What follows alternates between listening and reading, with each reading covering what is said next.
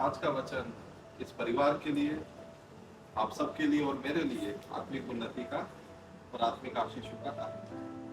हम सीधे परमेश्वर की वचन किया। आज हम एक शांत मन के बारे में बात करना चाहेंगे कि परमेश्वर का वचन कहता है शांत मन जो होता है वो तन का जीवन। और अधिकतर लोग हम देखते हैं कि इस तन के जीवन के लिए बहुत ही नाना प्रकार की क्रियाएं हैं। लोग भटक रहे हैं कि इस तन के जीवन को किसी और चीज में ढूंढे। कोई पार्टी करता है, कोई पिकनिक करता है, कोई बाहर जाता है, कोई आराम करता है, कोई ऐश करता है, कोई अय्याशी करता है। बहुत सारी चीजें मनुष्य अपने हिसाब से करता है कि उसे इस तन का जीवन मिले। लेकिन जितनी भी चीजें वो सांसारिक रूप से करता है उसे जीवन नहीं वरन मृत्यु ही मिलती है। लेकिन उद्धारकर्ता यीशु मसीह हमें कुछ अलग अंदाज में बात करता है। हमारा परमेश्वर यहोवा हमें कुछ अलग तरीके से बताने की कोशिश करता है। और प्रभु का वचन कहता है कि शांत मन जो है वो तन का जीवन है, क्योंकि मन के जलने से हड्डियां भी क्या होती हैं? जल जाती। और जब हड्डियां जलती है तो जाहिर है उसका असर हमारे शरीर पे भी होता है। उदाहरण के रूप में यदि चार दोस्त कहीं बाहर जा रहे हो और कुछ ऐसी बात हो जाए और तीन आपस में विवाद करने लग जाए और एक जो है वो बड़ा आनंद के साथ बैठा हो, तो उनमें से सबसे अच्छा व्यक्ति कौन होगा? जो एक आनंद से बैठा है। और तीन लोग जो झगड़े कर रहे हैं वो आपस में ही विवाद कर रहे हैं, दोस्त है लेकिन फिर भी विवाद। परमेश्वर का वचन हमें यही बताता है कि बहुत सारी बातें हमारे जीवन में घटती है, लेकिन उन्हीं बातों को हमें नजरअंदाज करना है जिनसे झगड़े रगड़े या हमारा मन दुखी होता है या हम मन से चिंताओं में पड़ जाते हैं। प्रभु है, परमेश्वर है। प्रभु का एक वचन मैं आपके बीच में रखना चाहूंगा। वो कहता है वो पक्षियों का भी सृजनहार है, वो उनकी भी चिंता करता है और हम गोरोइयों से भी क्या है? बढ़कर है। तो क्यों ना परमेश्वर हमारी चिंता करता है? क्यों नहीं वो जो है वो अनुग्रह के साथ, कोई कह नहीं सकता है कि परमेश्वर मुझे संभाला नहीं। वो बराबर चिंता करता, बराबर हम पर ध्यान रखता, बराबर अपनी नजरें करम हम पे प्रतिदिन बरसाए करता। यहोवा परमेश्वर अपने पवित्र मंदिर में है और सारी प्रजा उसके सामने क्या रहे? शांत रहे। परमेश्वर पवित्र मंदिरों में रहने वाला परमेश्वर। और मेरे प्रियो, परमेश्वर के दो ही स्थान है, या तो वो स्वर्ग में विराजमान है या तो वो हमारे हृदय में विराजमान। इससे अति उत्तम जगह कोई परमेश्वर की नहीं है। तो स्वर्ग तो बहुत पवित्र है, लेकिन क्या हमारा मन, हमारा हृदय पवित्र है? हम कहते तो है कि परमेश्वर हमारे साथ है, हम कहते तो है कि परमेश्वर हमारे लिए लड़ता है, हमारे लिए सब कुछ करता है, लेकिन क्या परमेश्वर के प्रति आपका ऐसा हृदय, ऐसा मन आपने तैयार करके रखा है कि उसकी पवित्रता आपके जीवन में झलके? क्या आपका मन इतना परमेश्वर में शांत है कि आपके जीवन में परमेश्वर की शांति आप और आपके परिवार में दिखने पाए? हमें आज परमेश्वर का वचन इसीलिए दिया गया कि हमारा मन बड़ा व्याकुल होता है। हम मनों से बहुत सारी चिंताएं कर बैठते हैं, लेकिन चिंता करने से हम अपनी आयु नहीं बढ़ा सकते। परमेश्वर का वचन कहता है कि तुम चिंता करके एक घड़ी एक पल भी नहीं बढ़ा सकते हो, ना अपने बालों को और ना अपने जीवन को।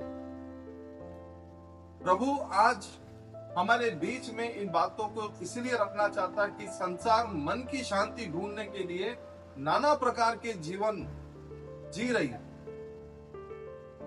कोई नशे का आदी है, कोई घूमने का आदी है, कोई फिल्म देखने का आदी है, कोई गाने सुनने का आदी। ये व्यक्तिगत जीवन की घटनाएं हैं।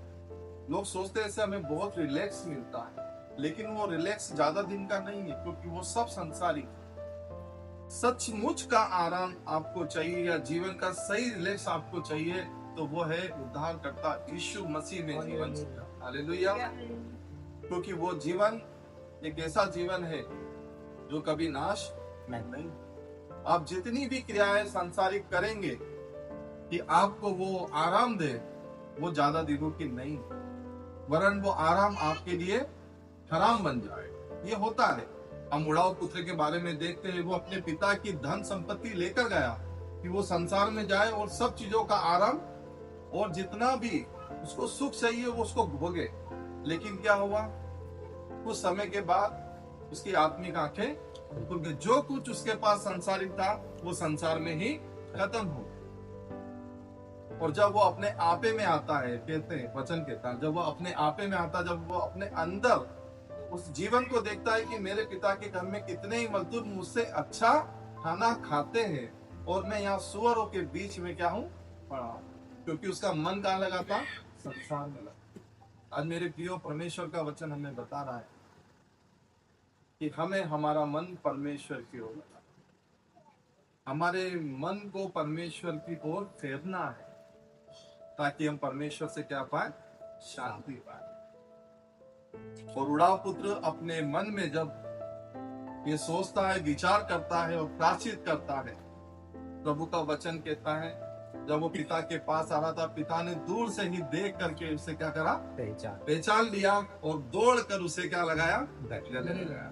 ये है आत्मिक शांति, ये है आत्मिक जीवन, ये वो परमेश्वर का जीवन है जो परमेश्वर हर एक मनुष्य को देना चाहता है। हर एक भटके हुए लोगों को अपने पास बुलाने चाहता है कि परमेश्वर के पास वह जीवन है जिसके लिए मनुष्य अभी तक भटक रहा है।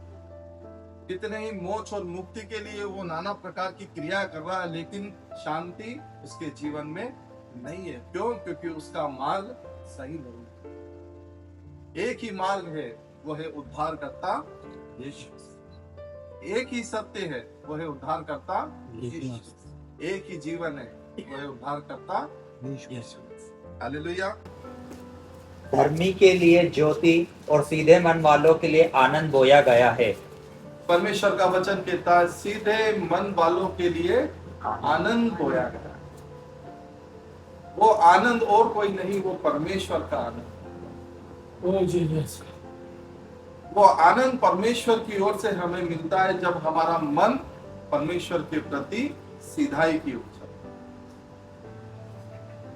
और सबसे ज्यादा मन हमारा अपने आप में हमें भटकने के लिए प्रेरित करता है।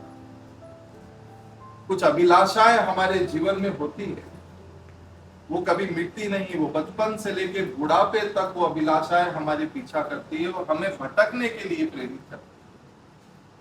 लेकिन क्या ही धन्य है वो मनुष्य जो परमेश्वर के समीप आया जाता है। जिस प्रकार आज अंकल ने अभी कहा कि व्यवस्था की ये पुस्तक तेरे चित्त से कभी उतरने न पाए। रात और दिन इसी पे क्या कराकर, मनन कराकर। मनन का अर्थ है मन को परमेश्वर के वचन की ओर। जब हमारा मन परमेश्वर के वचन की ओर लगा रहेगा तो हम नाना प्रकार की अभिलाषाओं से बचते रहेंगे और एक ऐसा शांति का जीवन परमेश्वर हमें देगा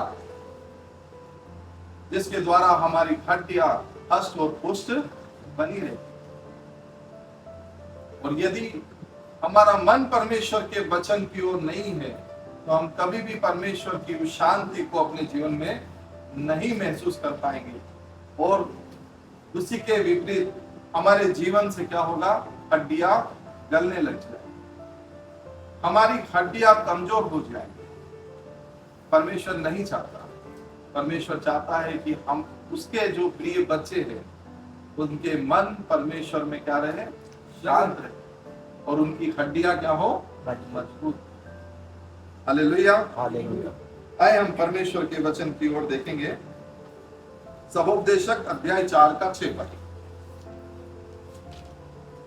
चैन के साथ एक मुट्ठी उन दो मुट्ठियों से अच्छा है जिनके साथ परिश्रम और मन का कुड़ना हो। चैन के साथ एक मुट्ठी उन दो मुट्ठियों से अच्छा है जिनके साथ परिश्रम और मन का कुड़ना हो। आज के संसार में क्या है, लोग बहुत ज्यादा अपने जीवन में संसारिक आशीषों को चाहते हैं और उसके लिए कितनी मेहनत करते हैं। लिखा है परिश्रम अधिक से अधिक मेहनत करना, शरीर से ज्यादा मेहनत करना, किस लिए कि उसकी दोनों मुट्ठी जो है वो भर जाए। लेकिन प्रभु का वचन क्या कहता है? चेन की एक मुट्ठी ही परमेश्वर में हमें आशीष देती है। वो चैन कहां से मिलता है? जब आपका मन परमेश्वर में लगा रहे, जब आपका मन परमेश्वर में शांत रहे, तब आपको एक मुट्ठी भी परमेश्वर भरपूरी के साथ आशीष में करते हैं। हमने देखा है परमेश्वर के उन सारे अनुकूल, परमेश्वर 5,000 लोगों को मात्र कुछ खाने में ही भरपूरी करता है। हालेलुया। कितनी रोटी थी? 5 रोटी 2 कितनी मछली थी? 2 मछली। तो फिर भी जो 12 टोकरियां थी वो भरी की भरी। ये हमारा परमेश्वर है, जो सुख की एक मुट्ठी, चैन की एक मुट्ठी से जो संतुष्ट होता है, जो परमेश्वर हमें देता है, उसमें परमेश्वर की आशीष हम। क्या ही धन्य वो मनुष्य जो परमेश्वर के समीप। इसीलिए पिता परमेश्वर उस बात को कहता है कि हे पिता तेरा धन्यवाद। वो जैसे ही पिता धन्यवाद करता है, वो 12 टोकरियां जो शुरू में आरंभ से भरी हुई थी, वो आखिरी तक भी क्या हुई? भरी रही। क्या हमारा जीवन ऐसा है कि हम प्रतिदिन परमेश्वर को जो हमें मिलता है परमेश्वर से हम धन्यवाद करते हैं कि परमेश्वर आज आपने दिया, इसके लिए धन्यवाद। 40 वर्ष तक इजरायलियों को परमेश्वर ने खिलाया। 40 वर्ष तक परमेश्वर ने उनके कपड़ों को गंदे भी नहीं। 40 वर्ष तक परमेश्वर उनके साथ, वो कुड़कुड़ाए, वो गुड़गुड़ाए, वो सब कुछ करे, लेकिन परमेश्वर ने उन्हें दिखाया, परमेश्वर ने उन्हें बताया, परमेश्वर ने उन्हें समझाया। शांत मन धन का परमेश्वर चाहता तो जितने लोग कुड़कुड़ाए और गुड़गुड़ाए वहीं पे परमेश्वर नाश कर देता, लेकिन आने वाली पीढ़ियों को परमेश्वर ने समझाया। परमेश्वर का समझाने का तरीका बहुत ही लिखा है, परमेश्वर स्वर्ग में है और मनुष्य पृथ्वी पे। वो उसकी योजनाओं को कभी समझ नहीं सकता। क्या ही धन्य वो परमेश्वर, क्या ही महान है वो हमारा परमेश्वर, जो हम पर दया करता है, जो हम पे प्रतिदिन करुणा करता है, हमारे मनु से। मन एक ऐसा स्वभाव है जो शरीर को और दिल और दिमाग को कंट्रोल करता है। अगर मन कहेगा ये अच्छा है या इसका व्यवहार अच्छा है या व्यक्ति अच्छा है, तो हमारी देह उसे एक्सेप्ट करती है। जैसे ही हम नरम सोफे पे बैठेंगे, हमारा मन खुद बोलेगा ये बहुत अच्छा, इसमें और आधे घंटे बैठे रहे। मन पूरा शरीर को कंट्रोल करता है।